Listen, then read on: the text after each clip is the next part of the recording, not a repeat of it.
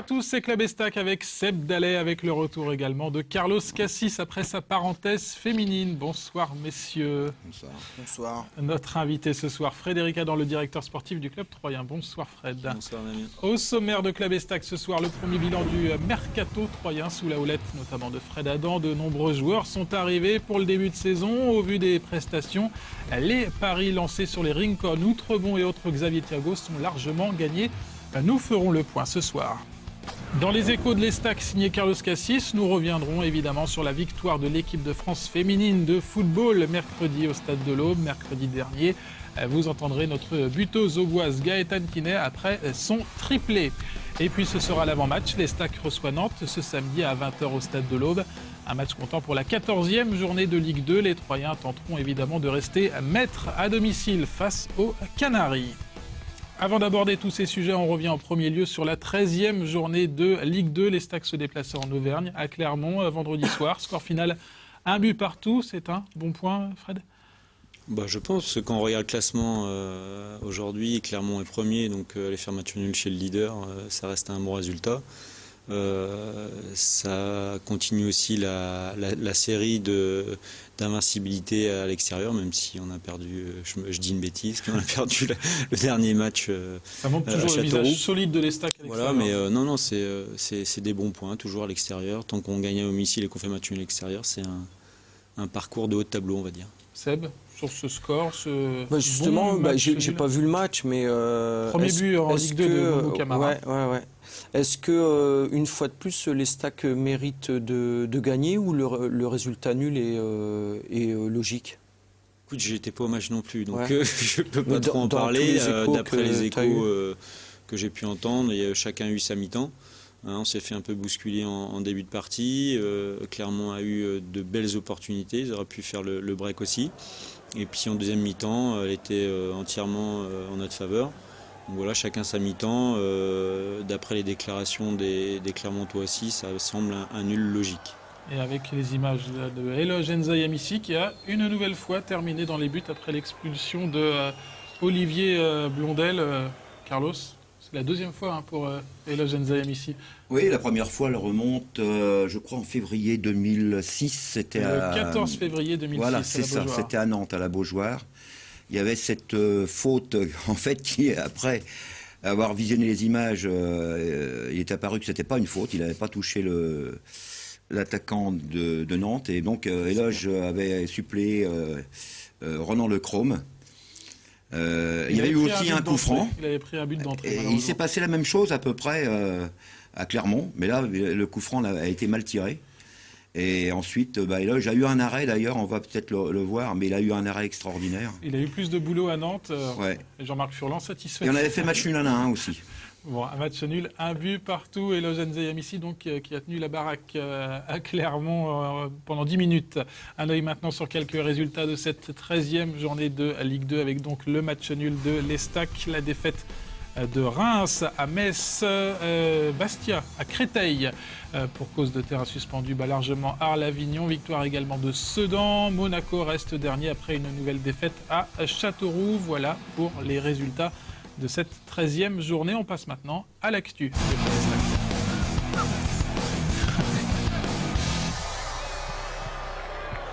Qu'est-ce qu'il y a, Seb?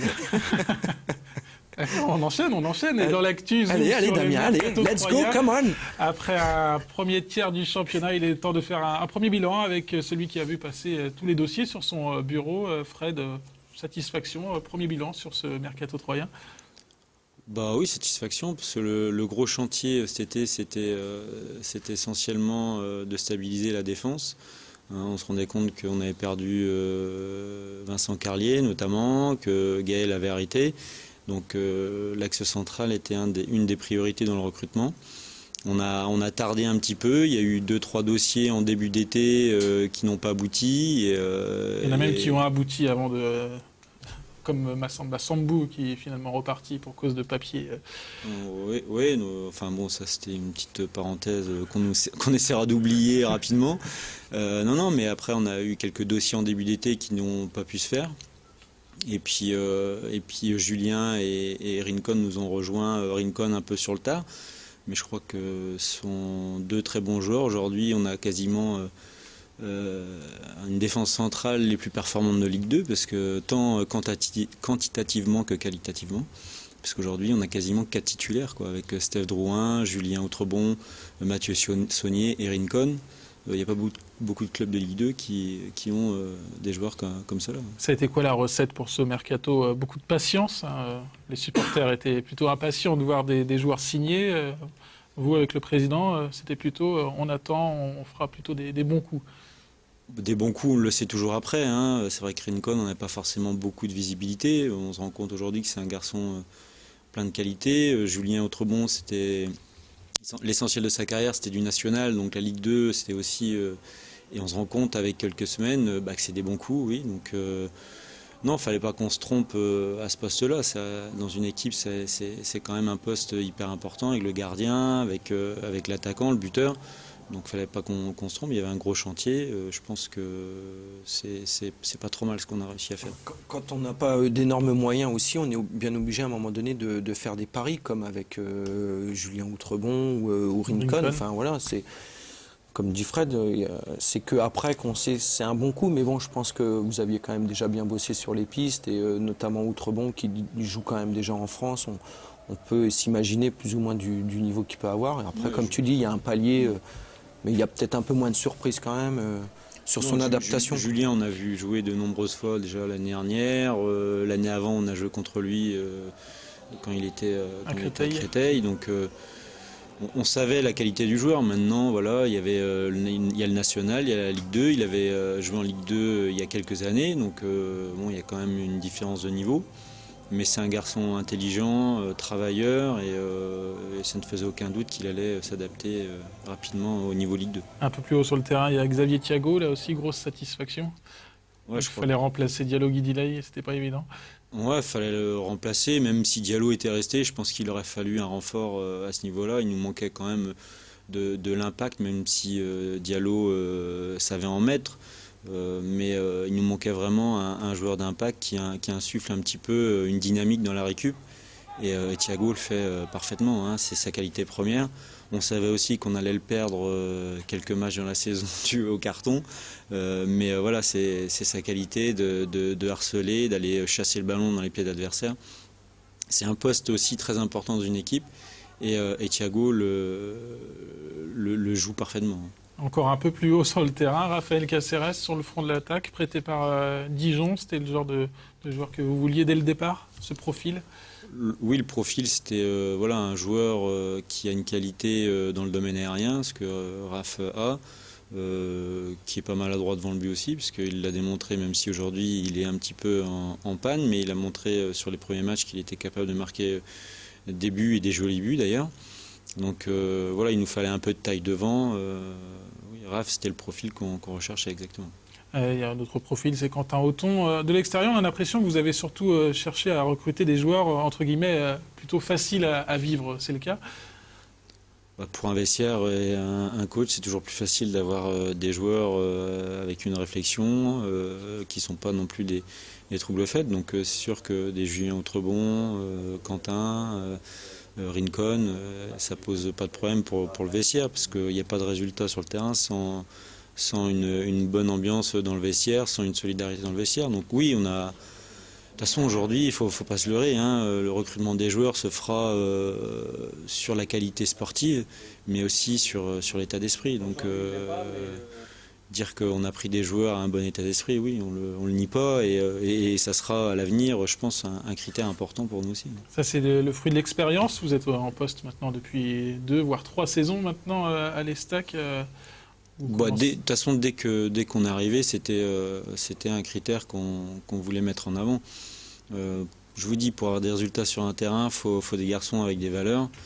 Qui ressemble aux valeurs du club aussi, et voilà, donc c'était vraiment un critère qu'on avait mis en place dès le départ et sur lequel pour l'instant on ne déroge pas. Vous pensez déjà au mercato hivernal, ou on laisse faire, on va jusqu'à la fin du mois de décembre pour voir?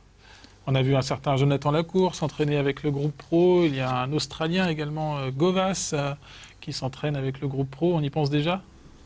Disons que Jean-Marc voulait voir un petit peu où il en était par rapport à sa grave blessure. Donc on a vu qu'il était revenu en forme, ou du moins que sa blessure était un vilain souvenir.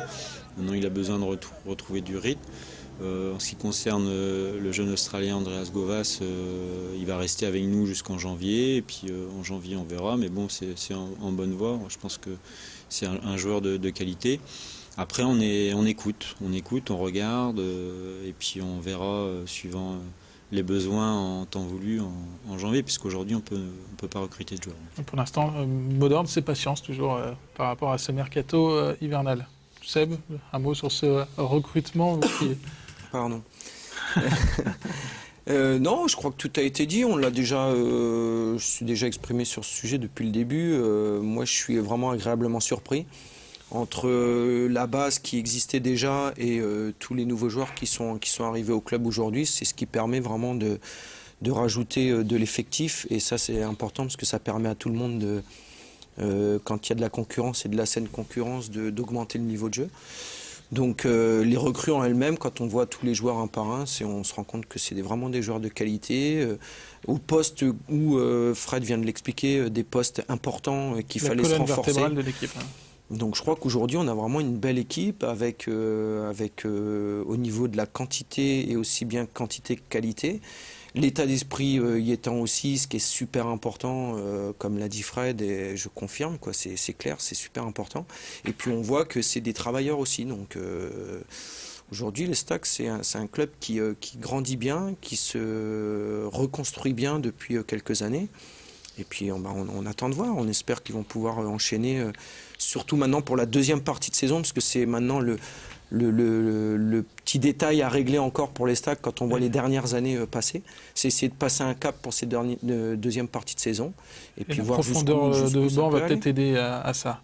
Certainement. Bon, messieurs, c'est l'heure de jouer dans cette émission comme chaque semaine. Canal 32 vous offre des places à gagner, 3 fois de places pour une rencontre de l'Estac à domicile, en l'occurrence face à Istres maintenant. Début décembre, le 2 décembre, normalement à 20h. Pour jouer, vous envoyez le mot club, 71 003, c'est le numéro. Un tirage au sort désignera les gagnants. Et bravo à Jean-Louis de Saint-André-les-Vergers et Amélie de Brienne-le-Château qui ont gagné chacun 2 places pour Estac Nantes. Bravo. Bravo. Bravo. Allez, on se retrouve dans un instant pour la suite de Club Estac. Vous entendrez Gaëtan Tinet avec la victoire de l'équipe de France au Stade de l'Aube. Il sera aussi question du prochain match des Troyens en Ligue 2. Ce sera face à Nantes samedi. À tout de suite.